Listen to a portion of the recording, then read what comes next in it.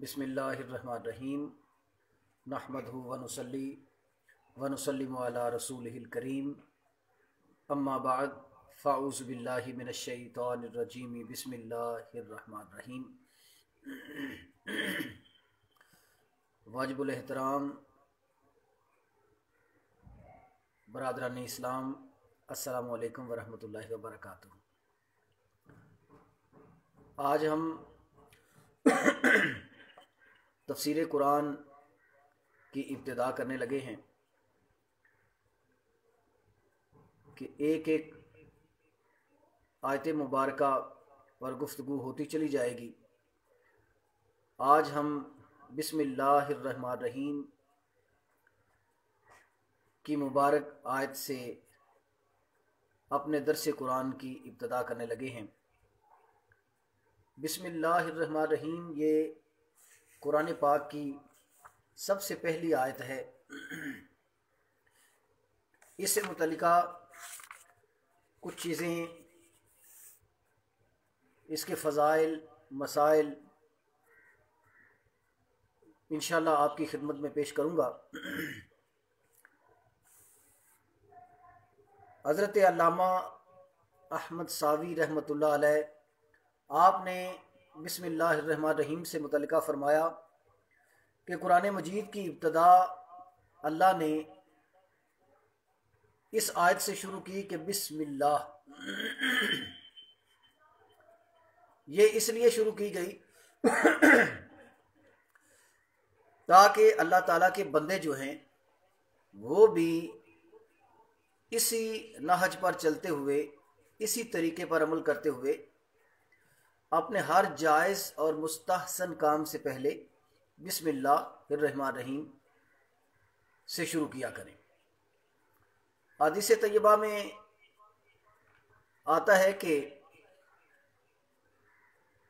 जो काम बिस्मिल्लाहिर्रहमानिर्रहीम से शुरू नहीं किया जाता वो काम नामुकम्मल और अधूरा रह जाता है। देखने में अगर वो काम पाए तकमील तक पहुंच भी जाए तो उसके फ्यूज़ो बरक़ात जो है वो ज़ाहिर नहीं होते, वो ज़ाइल हो जाते हैं।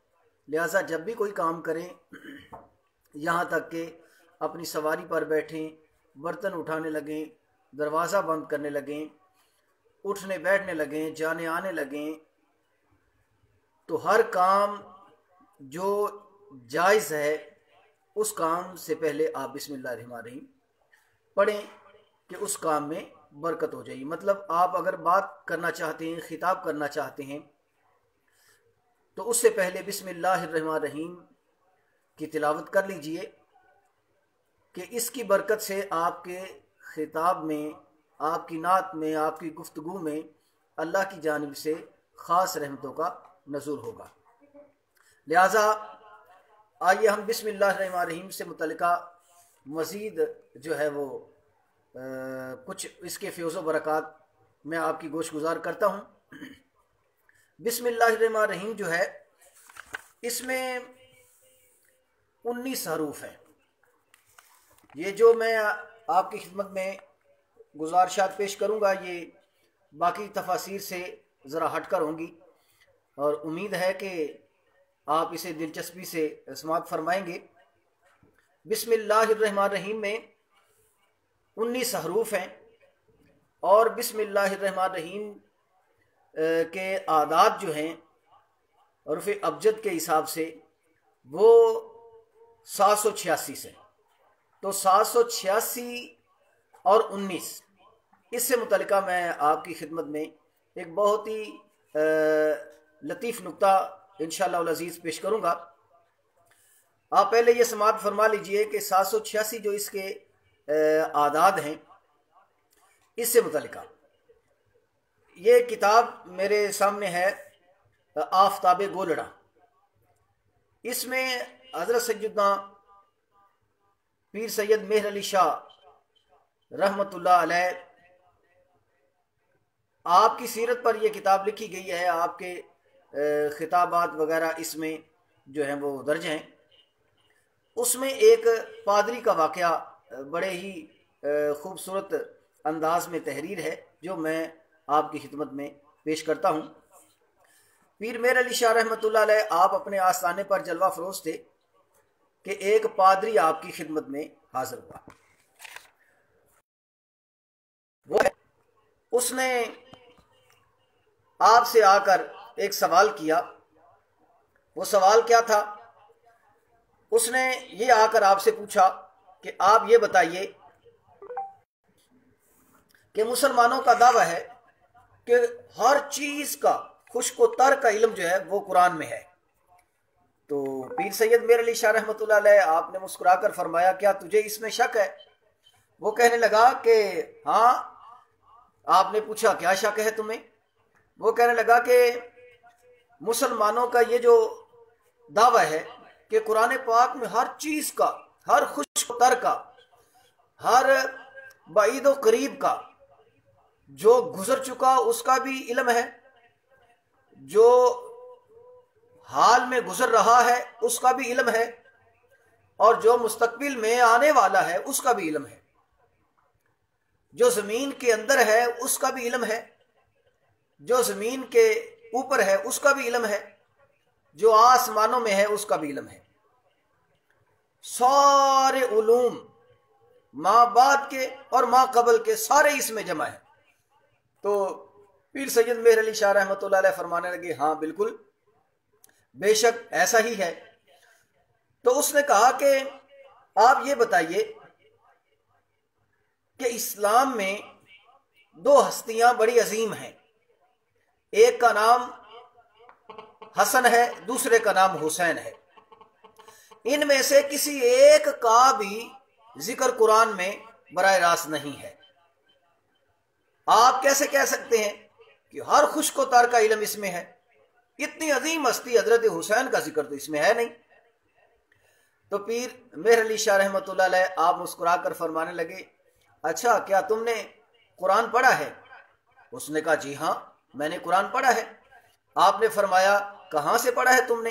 اس نے کہا یہ دیکھیے میرے پاس قرآن ہے، میں نے سارے کا سارا پڑھا ہے اور ترجمہ اور تفسیر کے ساتھ پڑھا ہے، مگر مجھے تو کسی جگہ پر بھی براہ راست حضرت حسین کا نہ حضرت حسن کا کہیں ذکر نہیں ملا.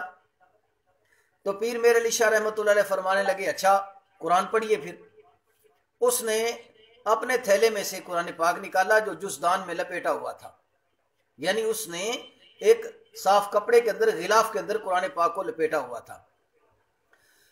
یہ اس بات سے آپ یہ بھی دیکھیے کہ جو کفار ہیں جو قرآن سے علوم عکس کر رہے ہیں وہ بھی اس لاریب کتاب کی اتنی تعظیم کرتے ہیں کہ اس کو جزدان میں غلاف میں لپیٹ لیتے ہیں. مگر کس قدر بدبخت ہیں وہ لوگ جو مسلمان ہونے کے ساتھ ساتھ ابھی چند دن پہلے میں اسی طرح فیس بک پر دیکھ رہا تھا نیٹ پر کہ ایک شخص بیان کر رہا تھا، کہتا کسی نے پوچھا کہ قرآن پاک کو غلاف میں لپیٹنا چاہیے کہ نہیں، تو وہ کہنے لگا کہ قرآن پاک کو غلاف میں لپیٹنا یہ بے ادبی ہے. اس نے پوچھا وہ کیسے؟ کہنے لگا جی یہ جتنی دیر میں آپ غلاف میں لپیٹتے ہیں اور جتنی دیر اس کو کھولتے رہتے ہیں کیا براہ راست اس کو کھول کر آپ اتنی دیر پڑھ نہیں سکتے؟ یا اس نے کہا کیا وضو کر کے قرآن کو پڑھنا؟ کہنے لگا جی قرآن تو قرآن ہے، یہ ایک کتاب ہے، یہ تعلیم و اصلاح کے لیے آئی ہے، وضو کرتے رہنے میں کیا اتنا وقت ضائع کرنا، براہ راست قرآن کو پڑھیے. تو اس طرح کے جو لوگ ہیں یہ قوم و ملت کے لیے فتنہ ہے. اللہ ایسے فتنوں سے ہمیں محفوظ و مامون فرمائے. اچھا تو میں عرض کر رہا تھا تو پیر سید مہر علی شاہ رحمۃ اللہ علیہ آپ فرمانے لگے کہ اچھا جی قرآن پڑھیے. تو اس نے جزدان سے قرآن نکالا، دو زانوں ہو کر بیٹھ گیا اور بڑے مؤدبانہ طریقے سے اس نے قرآن کو کھولا اور پڑھا اعوذ باللہ من الشیطان الرجیم، یعنی بڑی ترتیل کے ساتھ اور بڑے اچھے تلفظ کے ساتھ وہ قرآن پڑھنے لگا. تو پیر صاحب فرمانے لگے کہ تم نے تعوذ پڑھا، یہ قرآن کا حصہ نہیں ہے، آگے پڑھیے. اس نے پڑھا بسم اللہ الرحمن الرحیم. تو حضرت نے روک دیا. آپ فرمانے لگے بس ٹھہر جائیے. آپ نے قرآن کی ایک آیت کی تلاوت کر دی. اس نے کہا جی ابھی تو ابتدا کیا ہے، ابھی تو آگے قرآن پڑھنا ہے. آپ نے فرمایا یہیں ٹھہر جاؤ، تمہارا سوال کیا تھا؟ اس نے کہا جی میرا سوال یہ تھا کہ اسلام میں اتنی عظیم ہستیاں گزری ہیں حضرت امام حسن اور حضرت امام حسین کی، مگر قرآن میں مسلمانوں کا دعویٰ ہے کہ ہر خشک و تر کا علم ہے، مگر حضرت امام حسن اور حضرت امام حسین کا تو اس میں تذکرہ ہی نہیں ہے۔ تو حضرت نے فرمایا تم نے قرآن کی آیت پڑھ لی بسم اللہ الرحمن الرحیم، آئیے میں آپ کو اسی میں ہی حسن بھی دکھا دیتا ہوں، اسی میں حسین بھی دکھا دیتا ہوں۔ وہ بڑا حیران ہوا، کہنے لگا اچھا اس میں حسن اور حسین کہاں سے آ گئے؟ آپ نے فرمایا یہ بتائیے کیا آپ علم ابجد جانتے ہیں؟ اس نے لا علمی کا اظہار کیا، نہیں میں اس کے متعلقہ نہیں جانتا۔ آپ نے اسے جو ہے وہ فرمایا کہ اس کے اعداد بنتے ہیں 786، اور اسے ساری ڈیٹیل کے ساتھ گنوا کر بتایا۔ اس کی سمجھ میں آ گیا بھی ٹھیک ہے، اس کے اعداد بنے 786۔ اور پھر آپ نے فرمایا کہ امام حسین جو ہیں، لفظ امام حسین، نام امام حسین اور اس میں امام حسین جو ہے اس کے اعداد ہیں 210۔ اور آپ نے فرمایا آپ کا سن شہادت جو ہے وہ 61 ہجری ہے، اور آپ کا سن پیدائش جو ہے، سن ولادت جو ہے، سن ظہور جو ہے وہ ہے 4 ہجری۔ اور آپ نے فرمایا واقعہ کرب و بلا جو ہے یہ 261 ہجری میں رونما ہوا۔ اور پھر آپ نے فرمایا امام حسن، اس میں امام حسن، اس کے عدد ہیں 200۔ اور پھر آپ نے فرمایا حضرت امام حسن کا سن شہادت جو ہے وہ 50 ہجری ہے۔ آپ فرمانے لگے یہ کل میزان جو ہے وہ 786 بنتے ہیں۔ آپ نے فرمایا تم پوچھ رہے تھے قرآن میں کسی جگہ پر ان کا ذکر نہیں ہے۔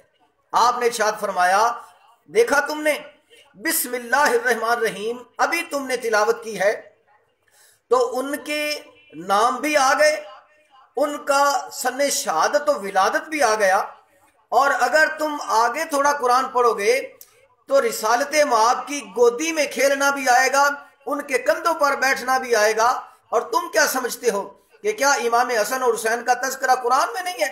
فرمایا بسم اللہ الرحمن الرحیم میں ان کی ساری زندگی کو پرو دیا گیا ہے، آگے تم پڑھو میں تجھے اور بھی ان کی سیرت کے واقعات سناتا ہوں۔ پادری یہ دیکھ کر کہ مسلمانوں کی قرآن پہ اس قدر گہری نظر ہے، وہ یہ دیکھ کر حیران اور ششدر رہ گیا۔ تو آپ نے اس بات سے ملاحظہ کیا کہ بسم اللہ الرحمن الرحیم میں ہی حضرت حسنین کریمین کا تذکرہ ہے۔ تو یہ بات جب میں نے پیر میر علی شاہ رحمۃ اللہ علیہ کی پڑھی تو اس پہ میں نے تھوڑا غور کیا اور میں سوچتا رہا، اور اللہ نے چونکہ میں نے ایک تفسیر قرآن کی شروع کی ہے تو اس پہ کچھ میں چاہتا تھا کہ میں ایسی جو ہے نا وہ کوئی چیز پیش کروں جو اللہ اور اس کے رسول کے کرم سے کچھ انوکھی ہو اور نہیں ہو۔ تو الحمدللہ اللہ اور اس کے رسول کی نظر کرم سے کچھ میں نے بھی اس میں نیا پیش کیا جو میں آپ کی گوش گزار بھی کرتا ہوں۔ آپ دیکھیے جی بسم اللہ الرحمن الرحیم، یہ بسم اللہ الرحمن الرحیم جو ہے ان کے حروف ہیں 19۔ ویسے تو دوزخ کے طبقات بھی 19 ہیں۔ اگر کوئی بندہ بسم اللہ الرحمن الرحیم کو پڑھتا رہے تو اس کا ایک ایک لفظ جو ہے وہ دوزخ کے طبقات سے انسان کو بچا لے۔ اور جیسے میں نے یہ کہا کہ میں آپ کو نئی بات پیش کرتا ہوں، امید کرتا ہوں کہ آپ جب اس کو سنیں گے تو آپ کا دل بھی خوش ہوگا۔ سنیے بسم اللہ الرحمن الرحیم کے حروف جو ہیں وہ 19 ہیں۔ مثلا بسم، با، سین اور میم، اور اللہ، یہ 3 ہو گئے، با سین میم۔ اللہ کے الف اور 2 لام 3 اور ہا 4، 4 3 7۔ الرحمن، الرحمن جو ہے الف لام را ہا میم نون، یہ 6 ہو گئے۔ اور اسی طرح الرحیم، الف لام را 3 اور ہا یا اور میم۔ تو اس طریقے سے یہ سارے حروف بنتے ہیں 19۔ ٹھیک ہے، اب آئیے میں آپ کو اس بسم اللہ الرحمن الرحیم میں ہی نہ صرف امام حسن اور امام حسین، بلکہ اس میں آپ کو پنج تن پاک اہل بیت اطہار سارے کے سارے بسم اللہ میں دکھاتا ہوں۔ آپ دیکھیے جی، ہم نے اس کے حروف جو ہے وہ شمار کیے 19۔ آپ گھر بیٹھے بھی اس پہ غور کر سکتے ہیں۔ لکھیے بسم اللہ الرحمن الرحیم، اس کے جتنے حروف ہے با سین میم، اس کو علیحدہ لکھ لیجئے، اللہ کے 4 کو علیحدہ لکھ لیجئے، الرحمن اس کے 6 علیحدہ لکھ لیجئے، الرحیم اس کے 6 علیحدہ لکھ لیجئے۔ تو یہ ٹوٹل جو ہے رحیم کے 6، رحمان کے 6، اللہ کے 4، 12 اور 4 16، 16 اور بسم اس کے 3، 19۔ یہ 19 حروف ہو گئے۔ آئیے اس میں ہم پنج تن پاک کو کس طرح دیکھتے ہیں۔ محمد صلی اللہ علیہ وآلہ وسلم، محمد، اس میں محمد صلی اللہ علیہ وسلم کے حروف ہیں میم، ہا، میم اور دال، یہ 4 حروف ہیں۔ آگے ہے فاطمہ، فاطمہ کے ہیں فا، الف، تا، میم، ہا، اس کے ہو گئے 5۔ آگے ہے علی، اس کے ہیں عین، لام اور یہ، علی کے ہو گئے 3۔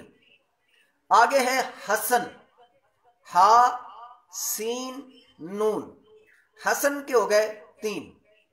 آگے ہو گئے حسین، ہا، سین، یا اور نون، اس کے ہو گئے ہا، سین 2، یا 3 اور نون 4، یہ 4 ہو گئے۔ آپ ان کو شمار کیجئے، یہ ٹوٹل بنتے ہیں، یعنی محمد کے 4 اور فاطمہ کے 5، یہ 5 اور 4 9، اور اسی طرح علی کے 3، 9 اور 3 12، اور حسن کے 3 15، اور آگے حسین کے 4 15 اور 4 19، تو یہ 19 ہو گئے۔ آپ کتنی لطیف بات ہے، کتنی خوبصورت بات ہے جو میں نے آپ کی خدمت میں پیش کی کہ بسم اللہ الرحمن الرحیم میں ہی پورے پنج تن پاک کا تذکرہ ہے۔ گویا کہ اس میں جو محدثین نے، مفسرین اور محققین نے اور علماء اکرام نے، اور جو حدیث میں یہ وارد ہوا کہ ہر کام بسم اللہ سے شروع کیا جائے، اس میں ایک لطیف نکتہ یہ بھی ہے کہ اہل بیت اطہار اسی بسم اللہ میں پوشیدہ ہیں، لہٰذا بسم اللہ سے جس طرح کنارہ نہیں کیا جا سکتا، ایسے ہی کسی بھی صورت میں اہل بیت اطہار سے بھی کنارہ نہیں کیا جا سکتا۔ یعنی پنج تن پاک، اب کون ایسا بندہ ہے جو پنج تن پاک سے اعراض کر سکے؟ ہے کسی میں ایسی مجال کہ جو پنج تن پاک سے اعراض کر سکے؟ اب اس حدیث کو آپ اپنی نظر میں رکھیے جو اللہ کے پیارے رسول صلی اللہ علیہ وآلہ وسلم نے فرمایا تھا۔ آپ نے ارشاد فرمایا، ہر چیز کی بنیاد ہوتی ہے، ہر چیز کی بیس ہے، ہر چیز کی بنیاد ہے، ہر چیز کی بیس ہے۔ جس طرح فرمایا لِكُلِّ شَيْءٍ أَسَاسٌ وَأَسَاسُ الْإِسْلَامِ حُبُّ رسول اللہ وحب اہل بیتہ، فرمایا نا کہ ہر چیز کی بنیاد ہے، اور اسلام کی بنیاد کیا ہے؟ ایمان کی بنیاد کیا ہے؟ نماز، روزہ، کلمہ، قرآن کی بنیاد کیا ہے؟ جس طرح فرمایا لِكُلِّ شَيْءٍ أَسَاسٌ وَأَسَاسُ الْإِسْلَامِ حُبُّ رسول اللہ وحب اہل بیتہ، ہر چیز کی بنیاد ہے تو اسلام کی بھی بنیاد ہوگی، نماز، روزہ، حج، زکوٰۃ کی بھی بنیاد ہوگی۔ تو اس کی بنیاد جو ہے وہ کیا ہے؟ فرمایا حب رسول اللہ، اللہ کے نبی نے ارشاد فرمایا ہر چیز کی بنیاد ہے، مگر ایمان اور اسلام کی بنیاد جو ہے وہ محبت رسالت معاب ہے، یعنی آپ نے فرمایا کہ وہ میری محبت ہے، رسول اللہ کی محبت جو ہے وہ دین ایمان کی بنیاد ہے، اساس ہے۔ اور ایسے ہی فرمایا کہ حب اہل بیت ہی، میری اہل بیت کی محبت جو ہے وہ بھی دین کی، ایمان کی اساس ہے۔ یعنی بنیاد ہے، یہ جڑا نے اہل بیت دا پیار۔ دیکھا آپ نے کہ جس طرح بسم اللہ الرحمن الرحیم میں اہل بیت اطہار پورے کے پورے پنج تن پاک اس میں پوشیدہ ہیں، اس میں وہ چھپے ہیں، اسی میں ان کے کردار، اسی میں ان کے احوال، اسی میں ان کے فضائل پوشیدہ ہیں، اور یہ بنیاد ٹھہری۔ چونکہ بسم اللہ الرحمن الرحیم کو کیا کہا جاتا ہے جی؟ یہ قرآن پاک جو ہے وہ سارے جتنی بھی تورات، زبور، انجیل اور دیگر صحائف جتنے بھی ہیں، آپ جانتے ہوں گے کہ 104 کتابیں نازل ہوئی ہیں، جن میں سے 4 کتابیں بنیادی ہیں، بڑی ہیں، اور باقی صحائف ہیں۔ جیسے قرآن میں کہا بسم اللہ الرحمن الرحیم صحف ابراہیم و موسیٰ، کہ جس طرح یہ 4 کتابیں ہمیں کہا جاتا ہے جی کتنی کتابیں ہیں جی؟ 4۔ فقط 4 کتابیں نہیں ہیں، 104 کتابیں ہیں۔ ہاں 4 کتابیں بڑی ہیں اور باقی جو ہیں وہ 100 صحائف ہیں جو انبیاء علیہ السلام پر نازل کی گئی۔ تو ان ساری کتابوں کا علم جو ہے وہ قرآن میں ہے۔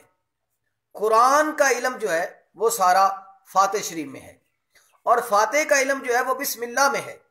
بسم اللہ کا سارا علم جو ہے وہ لفظ با میں ہے، اور با کے نیچے کا نقطہ جو ہے وہ حضرت مولا علی علیہ السلام فرماتے ہیں وہ میں ہوں، اور حضرت سیدہ زینب سلام اللہ علیہا آپ فرماتی ہیں با کے نیچے جو زیر ہے جسے ملا کر پڑھا جاتا ہے، جس کے بغیر آراب درست نہیں ہوتے، فرمایا وہ بسم اللہ کی زیر زینب ہے۔ تو اس لیے پتہ چلا کہ اہل بیت اطہار جو 5 تن پاک ہیں وہ سارے کے سارے ان کے کمالات تو بسم اللہ شریف میں پوشیدہ ہیں، گویا کہ یہ دین کی اساس اور دین کی بنیاد ہی ٹھہرے۔ آئیے دیکھیے میں اہل بیت اطہار کی محبت میں اور ایک حدیث آپ کی خدمت میں پیش کرتا ہوں۔ حضور نبی پاک صلی اللہ علیہ وسلم آپ ارشاد فرماتے ہیں، یہ حدیث پاک جو ہے یہ حضرت عبد المطلب بن ربیعہ رضی اللہ تعالیٰ عنہ آپ سے روایت ہے۔ تو جیسے میں نے عرض کیا کہ یہ حدیث پاک میں آپ کی خدمت میں پیش کر رہا تھا کہ یہ حضرت عبد المطلب بن ربیعہ رضی اللہ تعالیٰ عنہ آپ سے روایت ہے کہ نبی محتشم صلی اللہ علیہ وآلہ وسلم نے آپ نے ارشاد فرمایا، اللہ کی قسم کسی مسلمان آدمی کے دل میں اس وقت تک ایمان داخل نہیں ہو سکتا جب تک وہ اللہ کے لیے میری قرابت سے محبت نہ کر لے، یعنی واللہ لا يدخل الایمان، لا يدخل الایمان، اتنی دیر تک کسی بندے کے دل میں ایمان داخل نہیں ہو سکتا، بالکل ایمان اس کے لیے شروع ہی نہیں ہوا، اس نے ایمان کی حلاوت کو نہیں پایا، اس نے ایمان کی چاشنی، ایمان کی لذت، ایمان کے سرور کو تب تک بندہ محسوس نہیں کر سکتا جب تک وہ بندہ اہل بیت اطہار کی محبت کو اپنے دل میں راسخ نہیں کر لیتا۔ یہ بنیاد نہیں تو اور کیا ہے؟ جیسے بسم اللہ الرحمن الرحیم ابتدا ہے قرآن کی، ایسے ہی اہل بیت اطہار کا پیار جو ہے وہ ابتدا ہے ایمان کی۔ اگر یہ نہیں تو پھر ایمان کی لذت نہیں، ایمان کی حلاوت نہیں، ایمان کی چاشنی نہیں، بلکہ مجھے یوں کہنے دیجئے گویا کہ وہ دائرہ اسلام میں داخل ہی نہیں جس کے دل میں حب اہل بیت اطہار نہیں۔ آگے رسول مقدس صلی اللہ علیہ وآلہ وسلم کی میں ایک اور حدیث پیش کرتا ہوں۔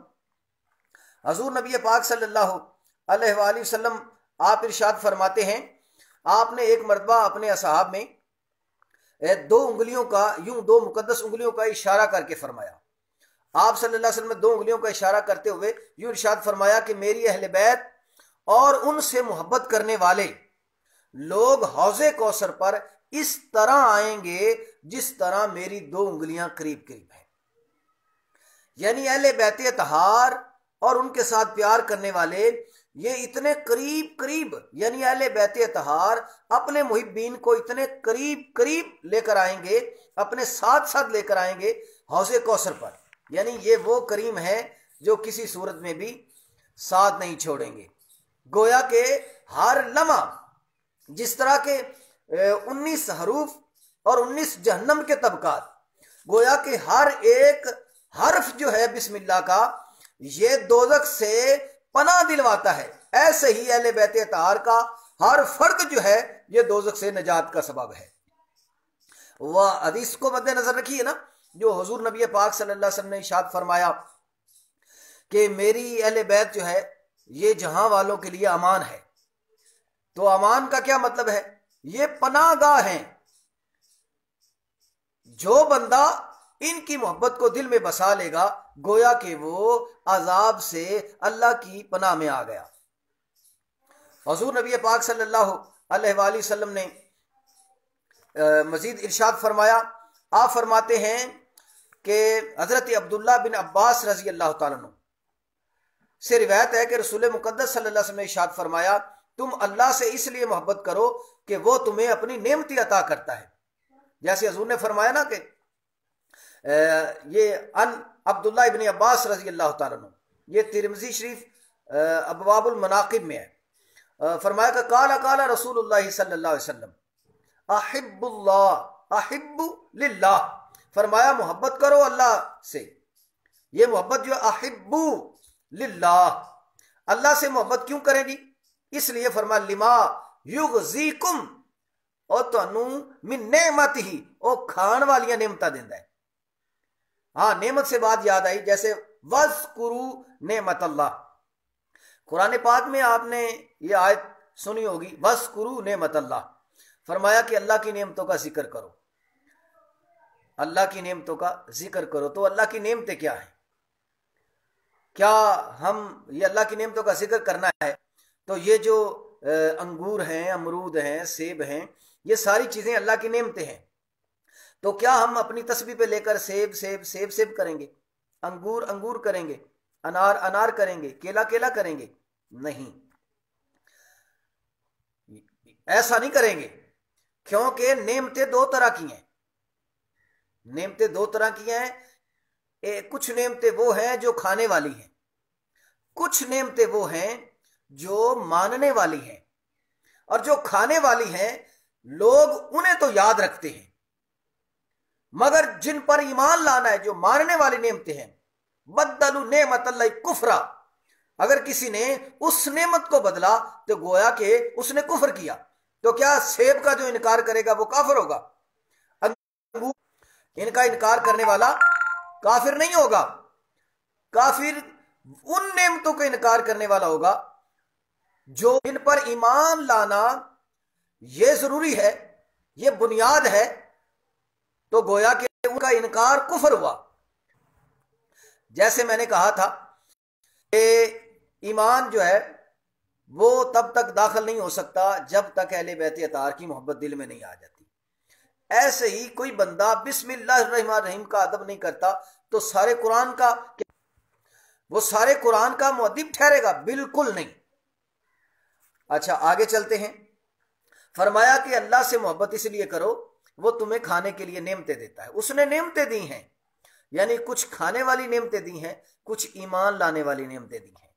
اور آگے فرمایا وَأَحِبُّونِي، مجھ سے محبت کرو.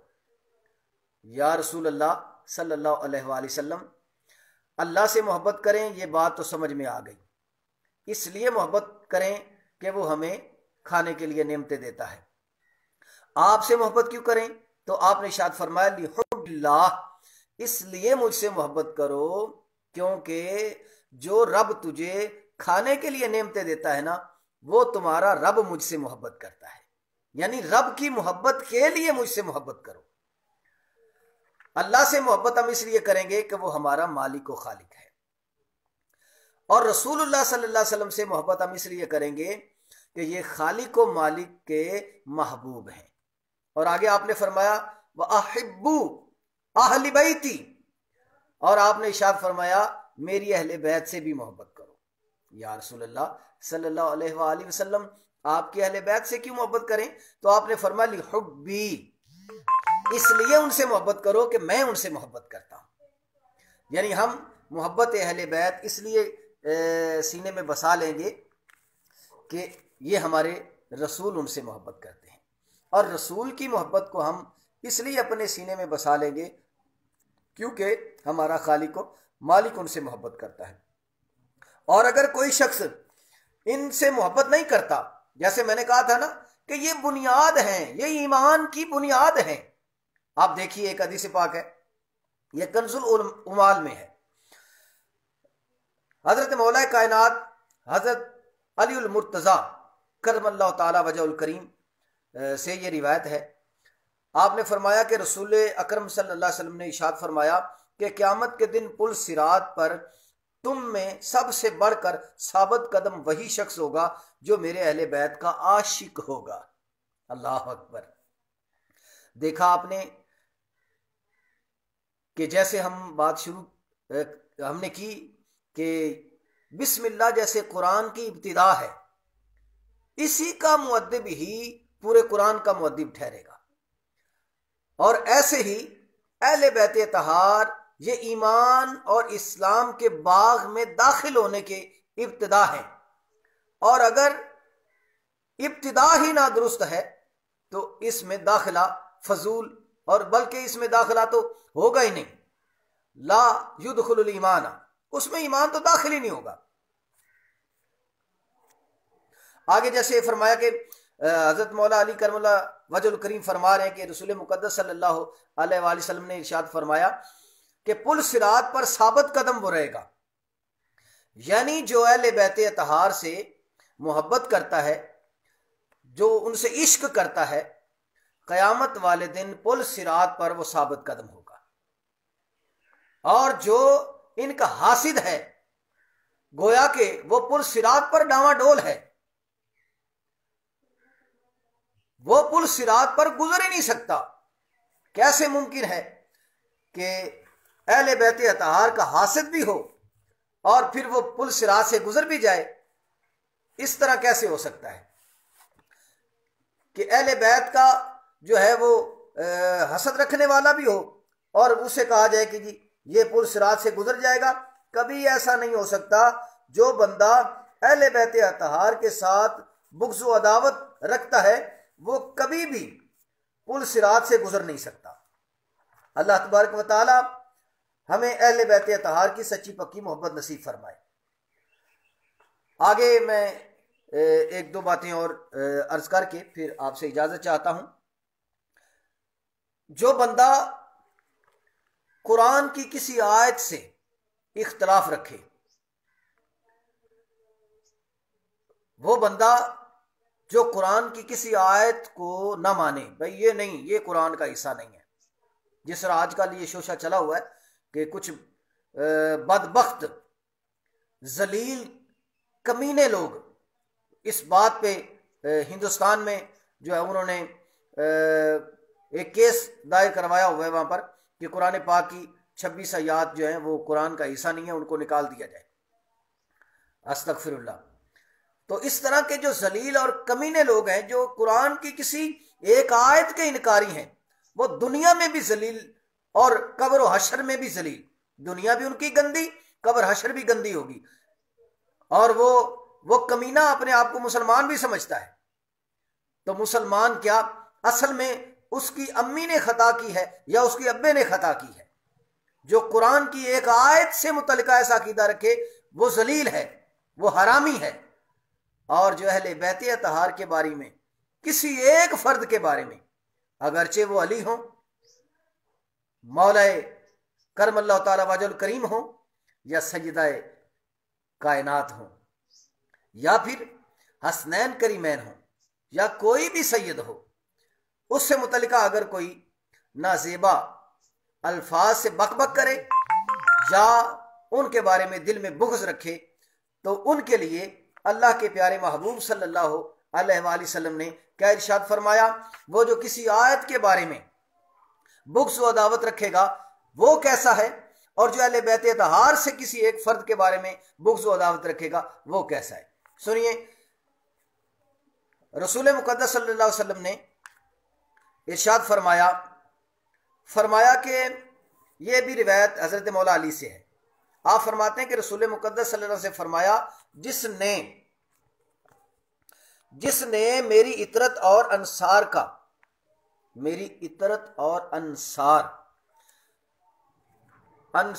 का यानी हजूर के असहाब जो मक्का से हिजरत कर आए ना, उसको मुहाजिर कहते हैं। जिन्होंने खुले दिल से मुहाजिरीन का इस्तकबाल किया, वेलकम किया, उन्हें अंसार कहते हैं, नुसरत करने वाले। हजूर नबी पाक सल्लल्लाहु अलैहि वसल्लम फरमाते हैं, जो मेरे किसी सिहाबी का, अंसार का, या फरमाया मेरी इतरत का, जिसने मल्लम यारिफ हक का इतराती वल अंसार, जिसने मेरे किसी सिहाबी या मेरी अहले बैत के किसी एक फर्द के साथ फहुआ अहदु सलासा, उसने उनका हक ना पहचाना तो वो 3 में से एक होगा। यानी जो बंदा अहले बैत अतार के किसी एक फर्द का या हजूर के असहाब में से किसी एक फर्द का बेअदब और गुस्ताख होगा तो फरमाया वो 3 में से एक होगा। मैं फिर बात को दोहरा देता हूं, जो हजूर के किसी सिहाबी या अहले बैत अतार के किसी एक बच्चे का भी, एक बच्चा भी जो अहले बैत अतार का ना, एक बच्चा, वो बच्चा भी जो है वो मरकज़े ईमान है, और जो मरकज़े ईमान से दूर है उसका ईमान में है क्या। जैसे फरमाया, अक्सर इतनी आयत कोई पढ़ा जाता है, बिस्मिल्लाहिर्रहमानिर्रहीम, ला उक़सिमु बिहाज़ल बलद व अंता हिल्लुम बिहाज़ल बलद, आगे क्या, व वालिदिन वमा वलद। यानी जिस जगह पर, जरा सोचिएगा, जिस जमीन के ऊपर मेरे रसूलुल्लाह सल्लल्लाहु अलैहि वसल्लम के कदमैन शरीफैन लगे, वो जमीन इतनी तैयब और ताहिर है, वो जमीन इतनी मुकद्दस हो गई कि अल्लाह की कसम के लायक ठहरी। जिस जमीन पर मेरे आका के कदम लगे वो जमीन इस कदर मुकद्दस हो गई, अल्लाह की कसम के लायक ठहरी। भला कौन मां का लाल उन कदमैन शरीफैन की अजमत को जान सकता है। जिस जमीन पर मेरे नबी के कदम लगे वो जमीन अल्लाह की कसम के लायक ठहरी, और जिनके कदम मेरे नबी की मोहर नबूवत पे लगे, भला उनकी अजमत को कौन जान सकता है। उनकी अजमत को कोई पहचान नहीं सकता, उनकी शान का कोई अंदाजा नहीं लगा सकता कि जिवें खुदा दे दीन अंदर कुरान वर्गी किताब कोई नहीं, कसम खुदा दी मेरे नबी दा कुल जहां विच जवाब कोई नहीं। वलैल जुल्फां दी हथ मुहारी, रसूल बनया होया सवारी, ए तक के बोले सिहाब सारे, हुसैन वर्गा नवाब कोई नहीं। तो उनकी अजमत को कौन पहचान सकता है। लिहाजा वो बदबख्त होगा,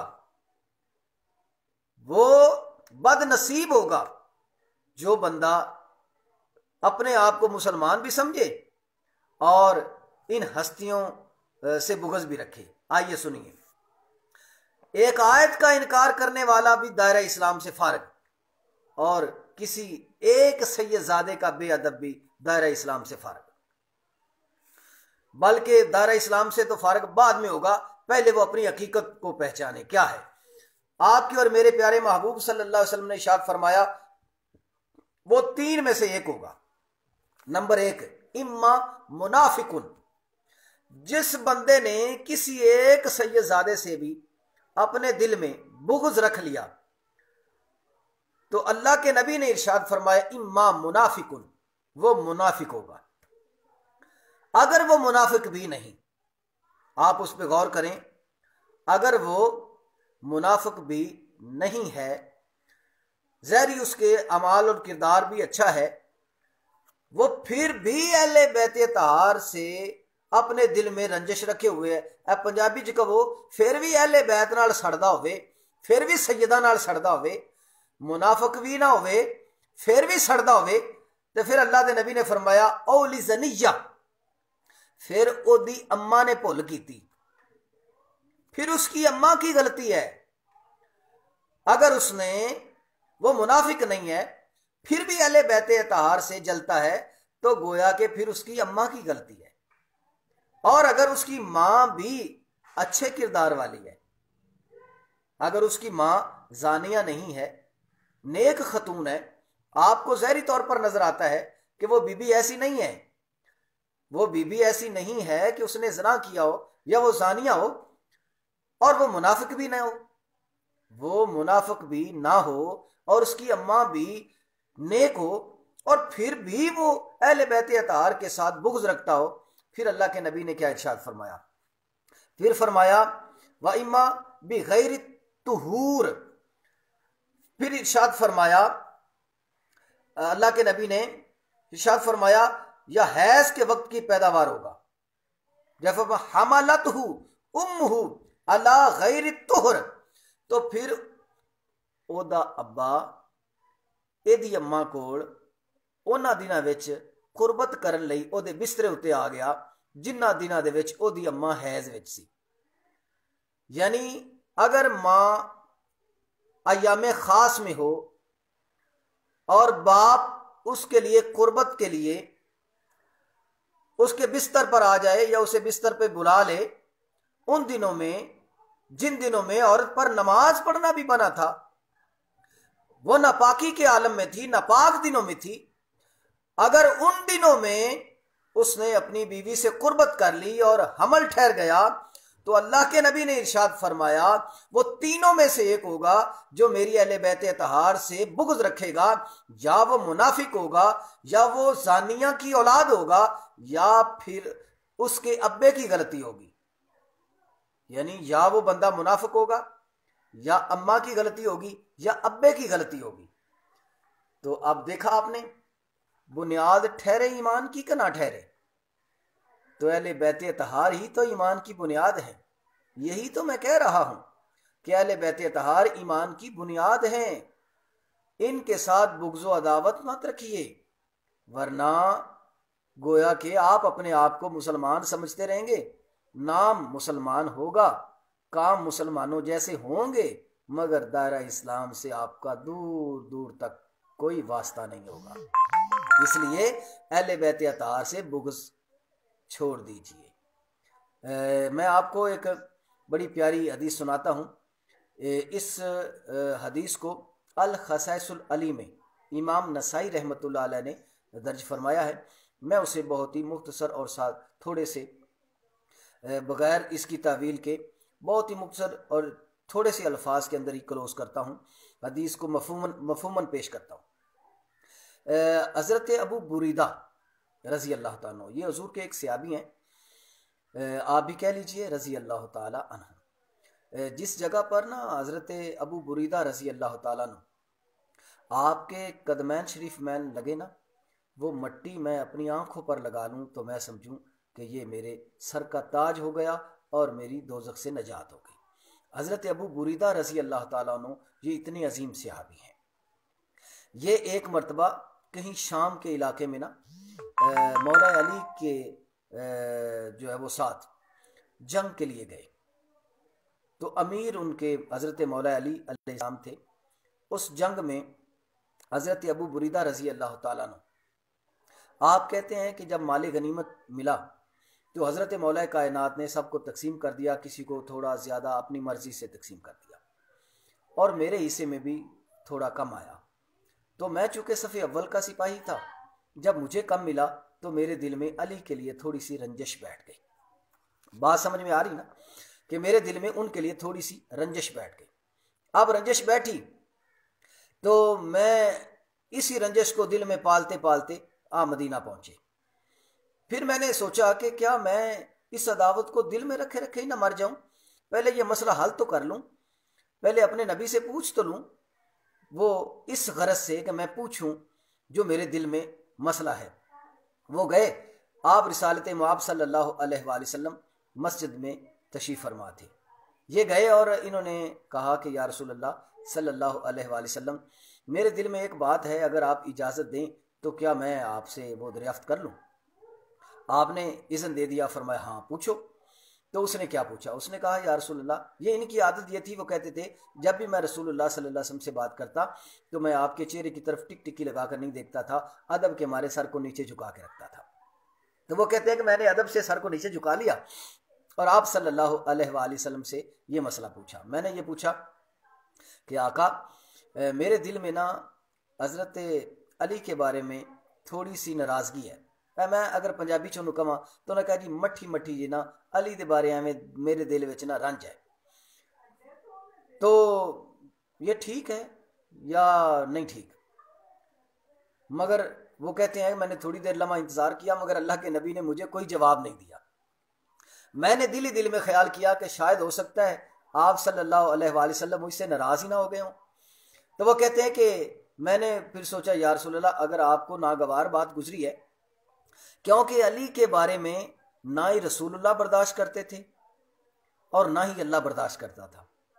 پتہ ہے آپ کو نا کہ خم غدیر کے موقع پر جب من کنت مولا فہذا علی مولا کا خطاب آپ نے دیا تھا تو ایک شخص نے کہا تھا میں انہیں نہیں مانتا، تو پتہ ہے آپ کو نا قرآن کی تفسیر میں پڑھا ہوگا آپ نے کہ آسمان سے بجلی آئی اور اس نے اس کو جلا کر راکھ کر دیا، یعنی اور جیڑا علی دے بارے ساڑ رکھے نا انہوں اللہ پسند نہیں کرتا، اور جیڑا نبی دے کول آ کے بیان کرے علی دے بارے کہ ایجے ایجے ایجے انہوں اللہ دی قسمیں نبی بھی پسند نہیں کرتے۔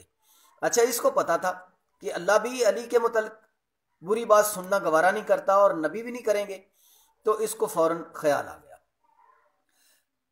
انہوں نے عرض کیا یا رسول اللہ صلی اللہ علیہ وسلم اگر آپ کو یہ بات ناگوار گزری ہے تو میں اپنے الفاظ واپس لیتا ہوں، مگر آپ چھپ رہے۔ اس نے پھر کہا کہ یا رسول اللہ میں توبہ کرتا ہوں۔ اچھا توبہ سے گناہ معاف ہو جانے چاہیے تھے نا، مگر اہل بیت کے ساتھ بغض جو ہے یہ اتنی بڑی لعنت ہے، اتنا بڑا گناہ ہے کہ توبہ کرنے کے ساتھ بھی معاف نہیں ہوتا۔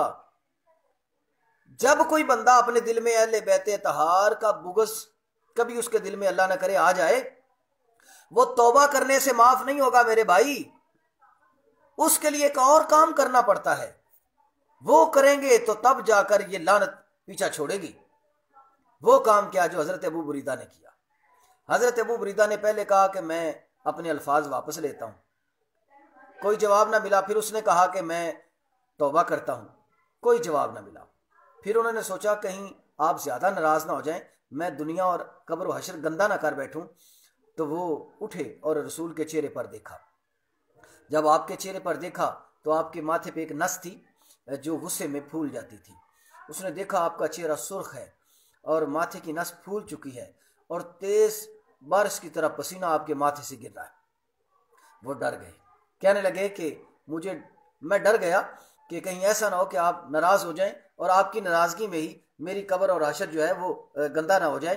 تو وہ کہتے ہیں کہ میں نے ہاتھ باندھے اور عرض کی آقا یا رسول اللہ صلی اللہ علیہ وآلہ وسلم مجھے جو ہے وہ اگر معافی سے بھی توبہ سے بھی اگر یہ میری خطا جو ہے وہ معافی کے لائق نہیں ٹھہری تو آقا اپنا ہاتھ بڑھائیے، میں آپ کے ہاتھ پر ہاتھ رکھ کر دوبارہ اسلام قبول کرتا ہوں۔ تو آپ نے منع نہیں کیا، آپ نے اپنا ہاتھ بڑھایا اور حضرت ابو بریدہ رضی اللہ تعالیٰ نے آپ کے ہاتھ پر ہاتھ رکھ کر دوبارہ کلمہ پڑھا۔ دیکھا آپ نے، میں نے جو موضوع چھیڑا تھا کہ جس طرح بسم اللہ قرآن کی ابتدا ہے اسی طرح اہل بیت طہار ایمان کی ابتدا ہے۔ بسم اللہ قرآن کی ابتدا ہے اور اہل بیت طہار ایمان کی ابتدا ہے۔ جس نے علی کے ساتھ بغض رکھا،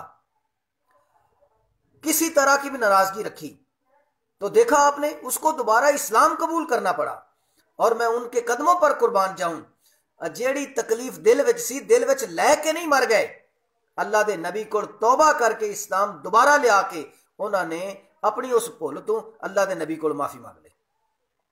تو دیکھا آپ نے، پتا چلا کہ بندہ چودھری ہو تو وہ رہتا ہے، نمبردار ہو تو نمبردار رہتا ہے، مولوی ہو تو مولوی رہتا ہے، پیر ہو تو پیر رہتا ہے، مگر علی کا دل بغض میں آ گیا تو دائرہ اسلام میں ہرگز نہیں رہ سکتا۔ اس لیے اہل بیت اطہار ایمان کی ابتدا ہیں، یہ ایمان کی جان ہیں، اس لیے ان کے ساتھ جو ہے وہ مساوات بھی کبھی نہیں ہو سکتے، ان کے ساتھ برابری کس بات کی۔ آخری بات میں کرتا ہوں، ایک کتاب ہے شرف سادات، ابو محمد یوسف نبہانی رحمۃ اللہ علیہ، انہوں نے یہ کتاب لکھی ہے شرف سادات، بہت ہی عظیم کتاب ہے۔ کبھی آپ اس کو شبیر برادر، مکتبہ شبیر برادر اردو بازار نے اس کو پبلش کیا ہے، آپ کبھی اس کو خرید کر پڑھیے گا، دل باغ باغ ہو جائے گا۔ اس میں ایک واقعہ ہے کہ ایک سیدزادی تھی، ان کے 2 بچیاں تھیں اور خامد ان کے وصال کر گئے۔ وہ سیدزادی، چونکہ محلے والوں نے ان پر کوئی توجہ نہ دی، وہ سیدزادی جو ہیں وہ باہر کہیں اور کسی علاقے میں چلے گئے۔ وہاں ایک امیر آدمی جو تھا وہ مسلمان تھا، تو انہوں نے اس امیر آدمی سے کہا کہ آپ پر اللہ اور اس کے رسول کے بڑے کرم ہیں، جس نبی کا آپ کلمہ پڑھتے ہیں ہم اس کی اولاد ہیں، تو ہماری یہ خواہش ہے کہ آپ ہمیں کوئی کمرہ دے دیں اور ہماری کفالت کا اہتمام کرتے رہیں۔ اس نے کیا کہا کہ اگر آپ سیدزادی ہیں تو کوئی ثبوت۔ انہوں نے کہا کہ اب یہاں تو ہمارے جاننے والا کوئی نہیں، کیا ثبوت تجھے پیش کریں، زبانی اعتبار کرو۔ اس نے کہا نہیں۔ اس نے کہا اچھا چلو خیر، وہ سیدزادی آگے چلی گئیں، وہ کسی اور علاقے میں گئیں، تو وہاں کا جو سربراہ تھا، سردار تھا، نمبردار تھا، وہ تھا عیسائی۔ کہ اس نے کسی سے پوچھا کہ یہاں کا سردار کون ہے؟ انہوں نے کہا جی ویسے مذہباً تو وہ عیسائی ہے، مگر طبیعت کے لحاظ سے وہ بڑا نرم دل بندہ ہے۔ یہ عیسائی جو ہیں وہ بڑے نرم دل کے مالک تھے، ان کی تعریف ان کی رعایا نے کی، تو سیدزادی ان کے دربار میں چلی گئی۔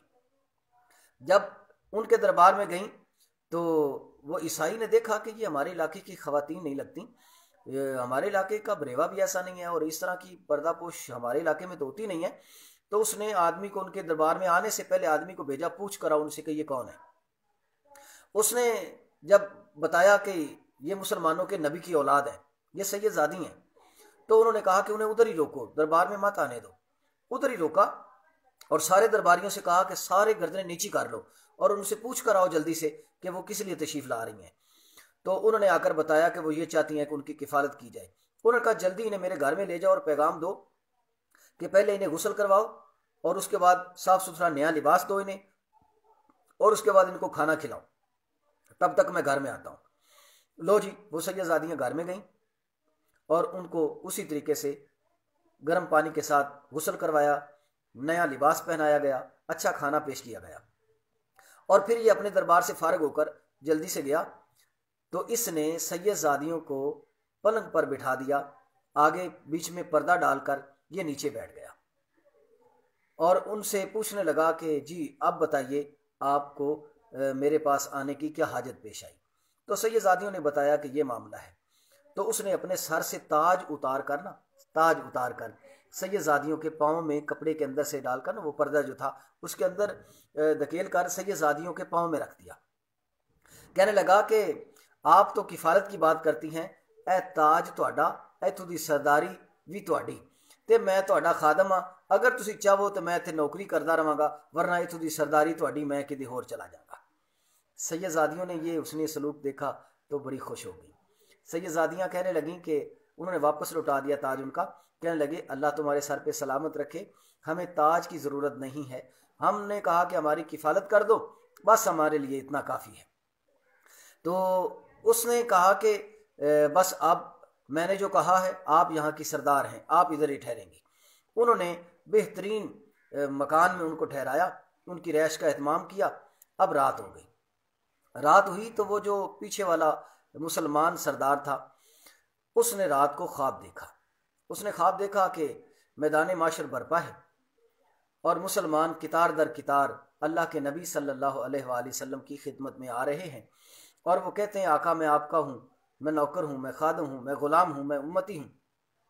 آپ جنت کے محلات کی طرف اشارہ کرتے ہیں، وہ محل تیرا، وہ محل تیرا، وہ محل تیرا، اور یہ مسلمان بھی آ پہنچا۔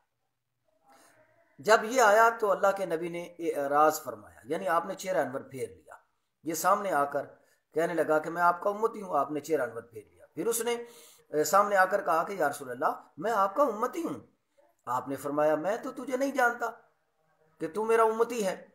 اس نے کہا کہ میں نے تو سنا تھا کہ آپ اپنی امت کو اولاد سے زیادہ پہچانتے ہیں، تو آپ مجھے پہچانتے کیوں نہیں؟ آپ نے فرمایا اگر تو میرا امتی ہے تو کوئی دلیل دے.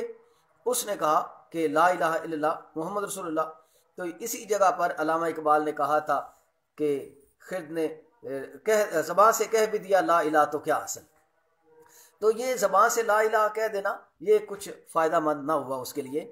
اللہ کے نبی نے ارشاد فرمایا کہ میں تیرا زبانی اعتبار کروں تو تو نے میری بیٹیوں کا زبانی اعتبار کیا تھا جو میں تیرا اعتبار کروں. بس اتنا کہنا تھا کہ آپ نے چہرہ انور پھیر لیا اور اس کی آنکھ کھل گئی. آنکھ کھلی تو تڑپ رہا تھا، پسینے سے شربور تھا، اور جلدی سے اپنے غلاموں کو بلایا. کہنے لگا لبوئے سید زادی. اب سید زادی کو ڈھونڈنے کے لیے اس کے غلام اس کے سپاہی دوڑ پڑے. بالآخر انہیں پتا چلا کہ وہ جو سید زادی ہیں وہ فلاں عیسائی کی کفالت میں ہیں. اب اس نے پیسے پوسے کا لالچ دیا مگر نہیں. آخر اس نے خود جانے کا ارادہ کیا. کافی سارا مال و اسباب ساتھ لے کر وہ چلا گیا. اور چونکہ میں اسے مختصر کرنا چاہتا تھا، وہ عیسائی کے پاس گیا اور کہنے لگا کہ تیرا حق ہی نہیں بنتا کہ تو اسے اپنی کفالت میں رکھے، کیونکہ تو ناپاک ہے، پلید ہے تو. ہم مسلمان ہیں، یہ ہمارے نبی کی اولاد ہیں، ہمارا زیادہ حق بنتا ہے کہ ہم اسے اپنی کفالت میں رکھیں. بار بار اسے ناپاک ناپاک پلید پلید کہتا تھا، عیسائی عیسائی کہتا تھا. تو وہ جو بادشاہ تھا اس نے بڑی تحمل مزاجی کا مظاہرہ کیا. آخر میں نا اس کے صبر کا پیمانہ بھی لبریز ہو گیا. وہ کہنے لگا اوے کی تو مینو چھڑے پچھوں پلید پلید تے عیسائی عیسائی کہی جانا ہے، بات کیا ہے؟ وہ کہنے لگا کہ تم اسے نہیں رکھ سکتے. اس نے کہا کیوں؟ کہنے لگا کہ یہاں ہمارے نبی کی اولاد ہے، ہمارا زیادہ حق بنتا ہے. اس نے کہا بلے ہوئے نبی دی اولادا حیا کرن والیا، جدو تیرے کو لائی ادو حیا نہ کیتا تے ہن مگروں تینوں حیا پہ آندا ہے. اس نے کہا مجھے پتا ہے کہ تو نبی کی اولاد کے لیے نہیں آیا. اس نے کہا اور کسی کے لیے آیا ہوں. اس نے کہا جس نبی نے تجھے جنت کا میل بھی نہیں دیا اور تجھے امتی ہونے سے پہچاننے سے بھی انکار کر دیا ہے، جو تو مجھے پلید پلید کہہ رہا ہے نا، اللہ کی عزت کی قسم جس نبی نے تجھے دھدکار دیا ہے اس نبی نے مجھے سینے سے لگا کر کلمہ پڑھا کر امتی بھی بنا دیا ہے اور جنت کا محل بھی عطا فرما دیا ہے. تو اس وقت اس کی آنکھیں کھلیں. تو میرے بھائی سید زادیوں کا، سید زادوں کا، آل نبی کا اگر عیسائی بھی حیا کرے تو اللہ اس کو بھی ایمان کی دولت سے سرفراز کر دیتا ہے. اور اسی طرح آپ نے دیکھا تھا نا کہ شرابی نے بسم اللہ الرحمن الرحیم کو چوما تھا، خوشبو لگائی تھی، دیوار میں رکھا تھا، تو اللہ نے اسے مرتبہ ولایت کیسے عطا کر دیا؟ اس لیے بسم اللہ قرآن کی ابتدا ہے اور اہل بیت اطہار جو ہیں وہ ایمان کی ابتدا ہے.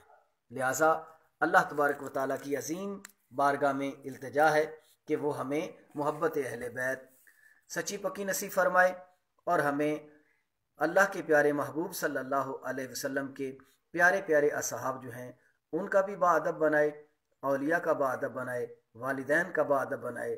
آمین بجاہ نبی الکریم صلی اللہ علیہ وآلہ وسلم. السلام علیکم ورحمۃ اللہ وبرکاتہ. پاکستان زندہ باد.